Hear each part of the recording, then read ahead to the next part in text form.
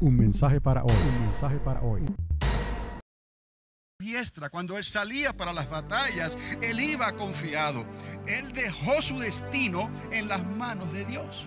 Aun cuando se burlaban de él o lo maltrataban, él no quería vengarse. ¿Por qué? Porque él pensaba que a lo mejor Dios permitió eso para decirle algo a él. Ese era el corazón de David. Entonces, David fue una persona significativa en la historia después de Abraham. Por eso es mencionado, y sobre todas las cosas, de la descendencia de David. Recuerde, el león de la tribu de Judá viene del linaje de la descendencia de David. Y por eso es que Mateo y Lucas, ellos también observan las generaciones, y ahí usted ve incluidas las generaciones no solamente de José, pero también en cierta manera la de María. Son por los dos lados, aunque José no fue el padre físico de Jesús, ¿no? Pero María fue a la que Dios escogió para que de su vientre naciera el Salvador.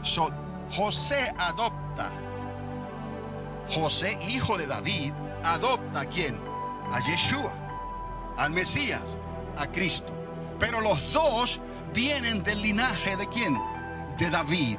Entonces ahí tenemos esto cuadrado, ¿no? Perfecto, 14 generaciones desde Abraham hasta David. Pero algo terrible ocurrió, porque Salomón no fue obediente a la palabra de Dios con toda su inteligencia. Oiga bien, la inteligencia no es lo que te va a hacer que tú actúes necesariamente bien siempre. Es obediencia, y la humildad y la obediencia ante la palabra y la presencia de Dios. Dios le advirtió a Salomón: cuídate.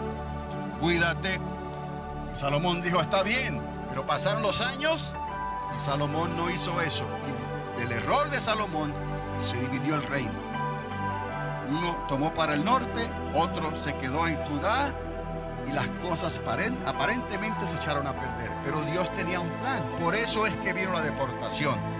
14 generaciones después de que el rey David fuera contado entre esas generaciones.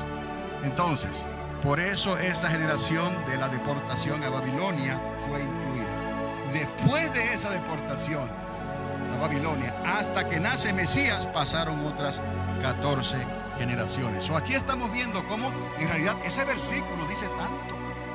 Si nos ponemos a pensar, Mateo, lleno del Espíritu Santo, comienza a recordar estas cosas, y el Espíritu Santo le recuerda: incluye esto también, incluye lo de Abraham, porque a Abraham se le dio la promesa. Nosotros tenemos que tener todo esto claro. No estamos sirviendo una religión que heredamos de nuestros padres. Hermanos, hermanas, usted tiene que indagar en la palabra, como hacía Lucas. Usted tiene que escudriñar la palabra y pedirle a Dios que lo llene del Espíritu Santo, que lo bautice con Espíritu Santo y fuego. ¿Por qué? Porque eso lo dice la palabra de Dios, no es otra. Dios quiere obediencia, obediencia quiero. No quiero tu razonamiento, quiero que obedezcas simplemente, y vas a recibir las promesas. ¿Por qué? Porque Abraham recibió las promesas por la fe. Abraham recibió las promesas porque creyó, no fue por otra cosa. Y esa es la única forma en que podemos ser salvos. Abraham fue justificado por la fe, y esa fe le fue contada por justicia antes de que viniera la promesa, antes de que viniera el Mesías, 42 generaciones después. Abraham fue justificado porque él creyó, como usted y yo creímos en la promesa. Pues esa promesa tiene también una promesa que es dual, por decirlo así. Es una promesa que apunta hacia el Mesías, pero apunta a la nueva ciudadanía, apunta a la nueva patria, apunta a la nueva ciudad, a la Jerusalén que desciende del cielo. Pero ¿por qué es importante esto? Porque fueron las promesas que se le dieron a Abraham.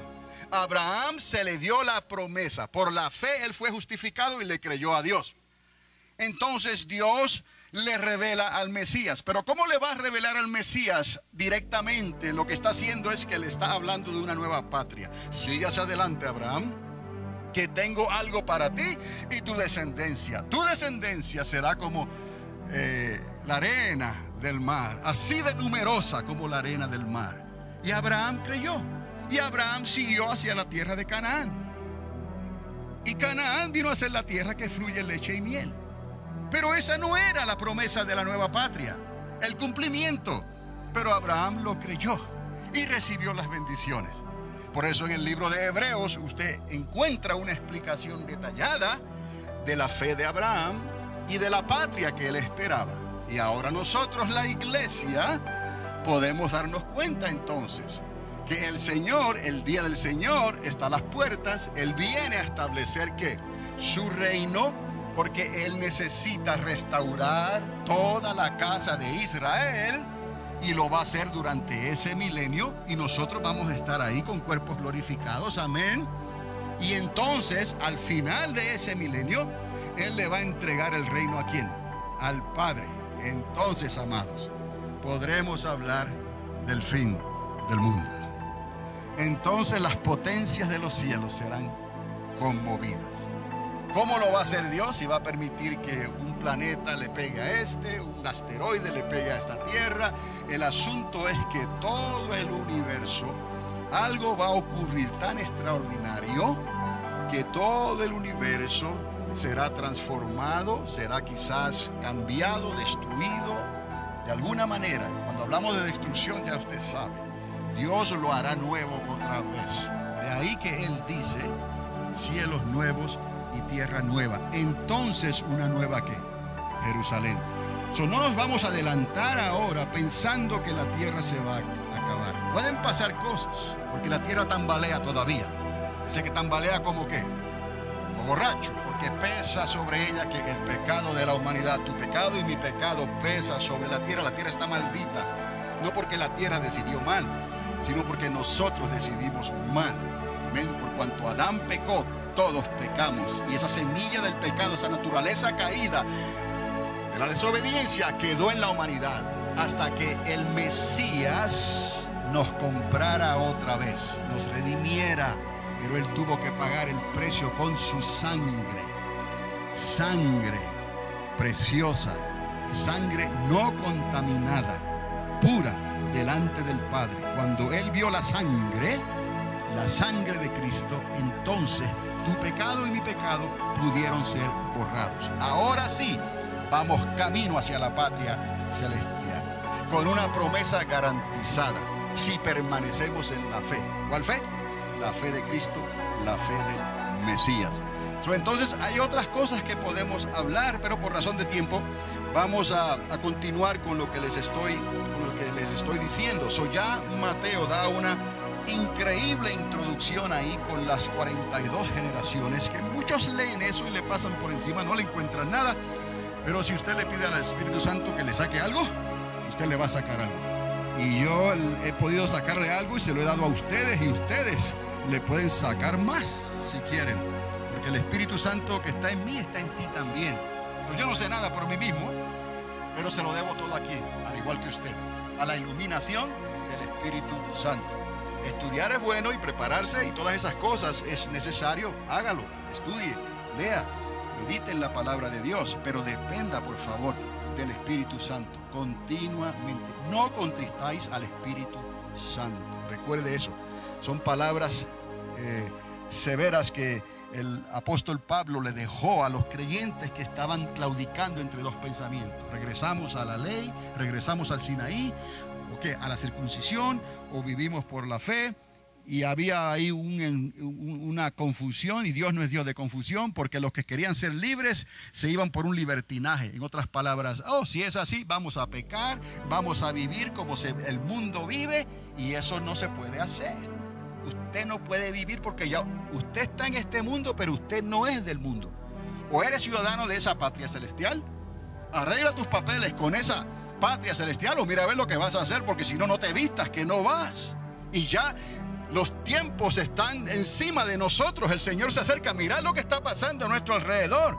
Cualquier cosa puede estallar allá en Israel, en el Medio Oriente. Y no nos damos cuenta. De momento Israel tiene que hacer algo y comienza a edificar el tercer templo. Y si comienza a edificar el tercer templo, eso es parte de las señales del tiempo del fin. Imagínense que aparezcan dos profetas en Jerusalén y comiencen entonces a profetizar y a hablar en el nombre del Señor, que Dios los permitió ahí en Israel. Eso nos dice a nosotros entonces que ya hemos entrado en esa última semana. Y usted y yo sabemos, porque lo dice la Biblia, que esa semana tiene un tiempo limitado. Esa semana no es de 1000 años. Esa semana no es de 100 años. Esa semana no es de 3 años. Esa semana tiene un tiempo determinado, como la semana de los días de Dios, que Dios estableció según la creación. En el primero, el segundo, el tercero, el cuarto, el quinto, el sexto. Y en el séptimo, ¿qué? Descansó. Ahí está el milenio de Cristo, el día del Señor, el día del descanso. Entonces, esa semana tiene ¿cuántos años? 7 años. 7 años tiene esa semana. Entonces, una vez sabemos que hemos entrado en la restauración y los conflictos de Israel por el templo o por los profetas que se levanten en Israel, esos tienen que ser 2, no son 3, ni es 1, tienen que ser ¿cuántos? 2 olivos, ¿ok? Entonces sabremos que hemos entrado en la última semana y que quedan 7 años. Y es tiempo de sembrar, es tiempo de la pesca milagrosa, es tiempo de la cosecha milagrosa, porque sabemos que a la final trompeta, alaba al Señor, tenemos que estar preparados, porque a la final trompeta, a la mitad de esa última semana, más o menos, según los cómputos que hemos hablado, según la Biblia, ¿no? Seremos transformados en un abrir y cerrar de ojos. Así dice la palabra. Arpazo, quitados, metamorfosis, transformados. Y subiremos a la presencia de ¿quién? Del Señor. Ya será demasiado tarde para los que quieran ir a comprar aceite para ponerlo en sus lámparas. Por eso el Señor dio la advertencia: vayan y compren aceite antes de que se les acabe. ¿Por qué?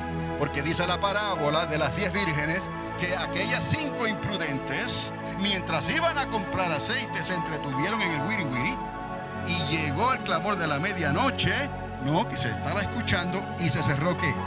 La puerta. Tocaron, pero el Señor no las reconoció. ¿Por qué?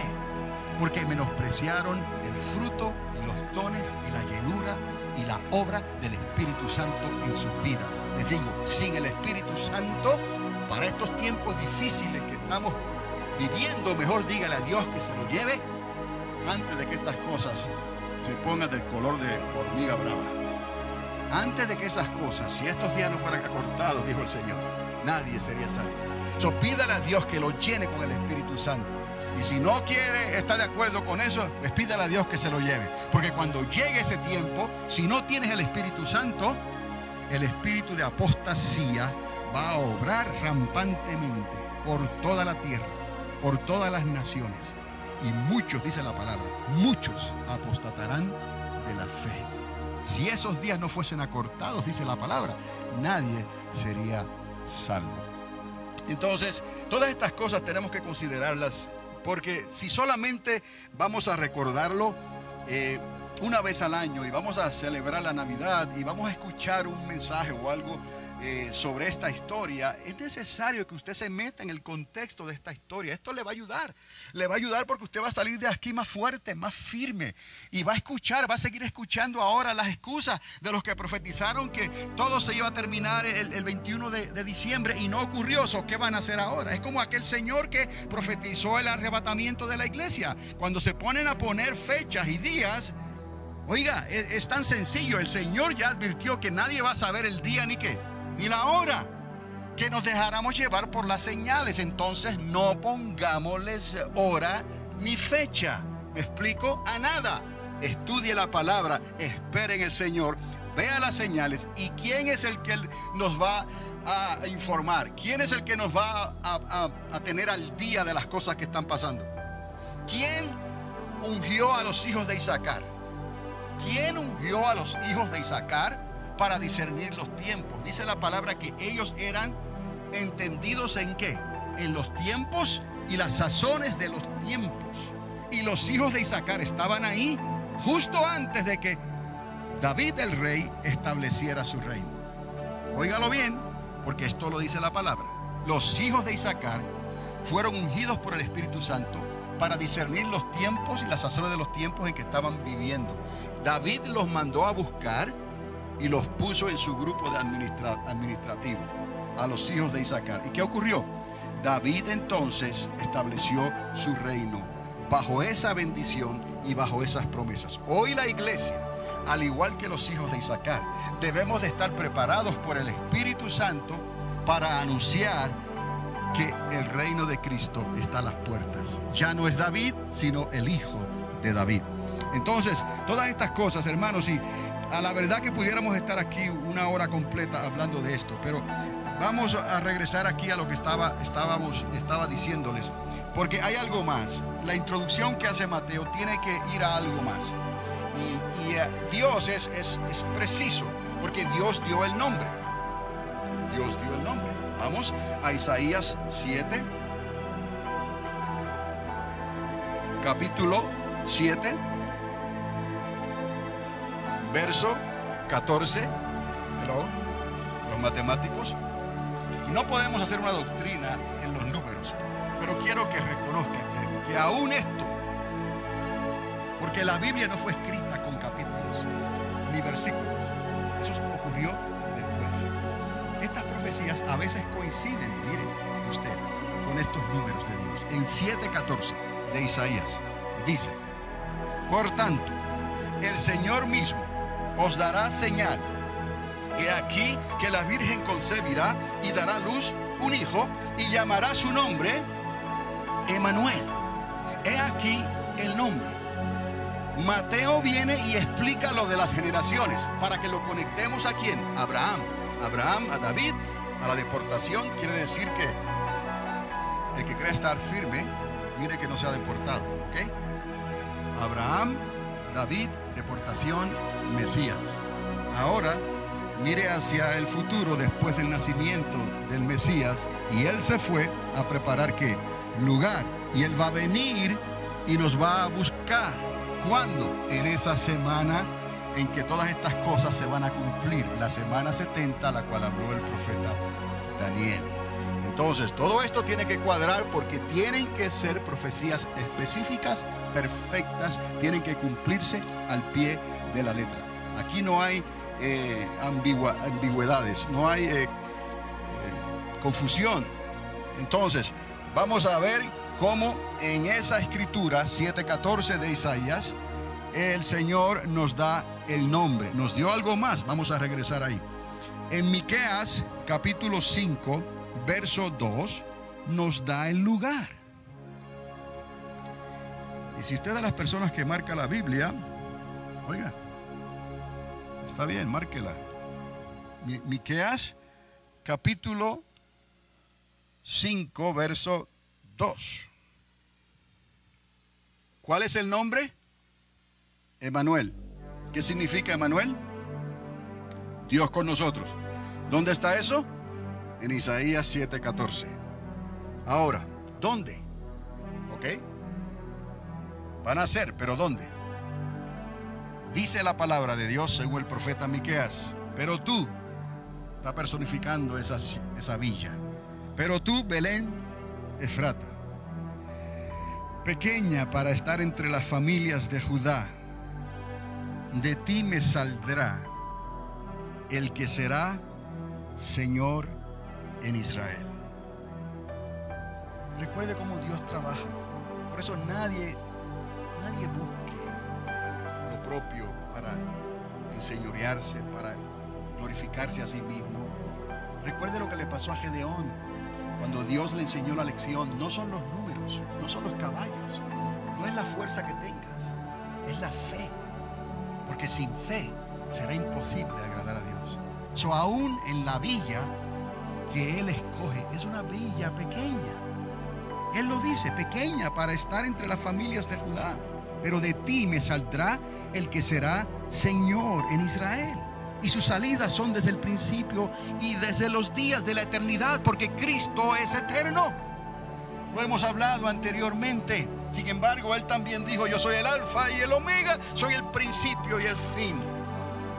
Entendamos que Dios tenía todo esto preparado ya cuando Él pensó en restaurar, rescatarnos de la caída que sufrimos en los días de Adán y Eva.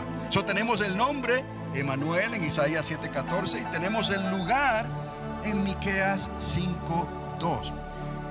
En Isaías 7:14 Él nos dio algo más que el nombre, y quiero que Note esto también, que él dijo que él nacería de una virgen.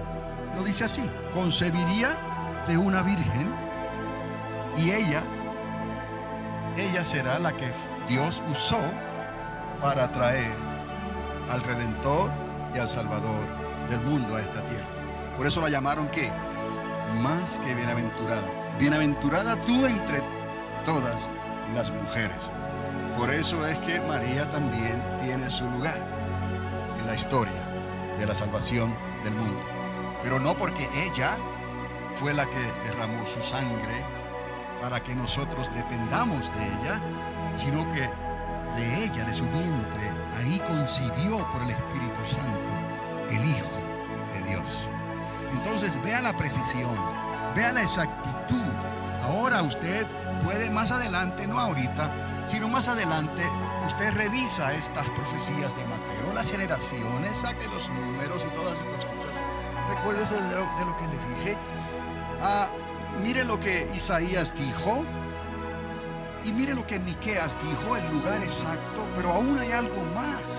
En Oseas, capítulo 11, verso 1. Es increíble cómo Dios hace las cosas. Dios es perfecto, es el arquitecto del universo, Él sabe todas las cosas, dónde ponerlas.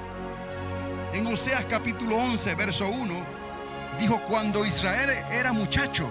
¿Quién era ese Israel? Jacob, ¿no? Que luego terminó ladeando, ¿no? Cojeando.